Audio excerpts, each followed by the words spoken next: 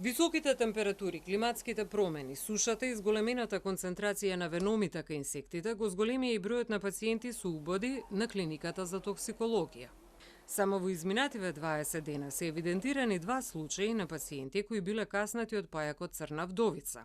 61 годишна жена која работела земјоделски работи во велешкото село Еловец, примена на токсикологија, и 16 годишно момче од Радовишко.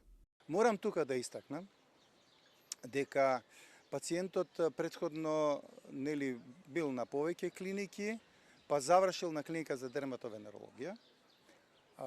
Колегите од клиниката многу промптно, брзо реагирале, го примиле у болница, му дале терапија и тука сакам исто да истакнам таа хоризонтална поврзаност на клиниките или на здравствените институции во Македонија кои што соработуваат меѓу себе. Тие побара консултации од кај нас. Наши доктори конзилијарно беа таму, го погледнаа момчето и на крајот конзилијарно донесоме заклучок дека се работи за каснување од црна вдовица и детето беше префрлено кај нас и успешно излекувано и пуштено дома. Станува збор за пајак кој е присутен кај нас и обично живее во некои запуштени простори.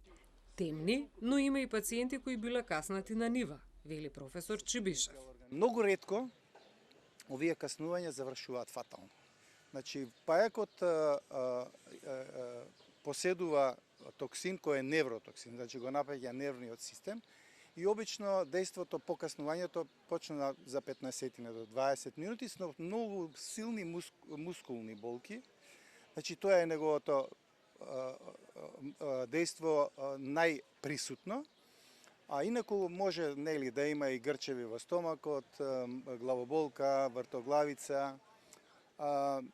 Може да биде опасен кај повозрастни пациенти и кај деца, кај што во склопот на целата оваа клиничка слика може да се јават и грчеви, односно конвулзии и пореметување на свеста.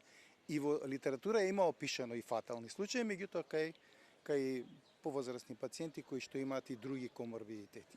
Во овој период на универзитетската клиника зголемен е и бројот на пациенти кои се каснати од змии и граѓаните треба да бидат внимателни, посебно кога престојуваат во природа.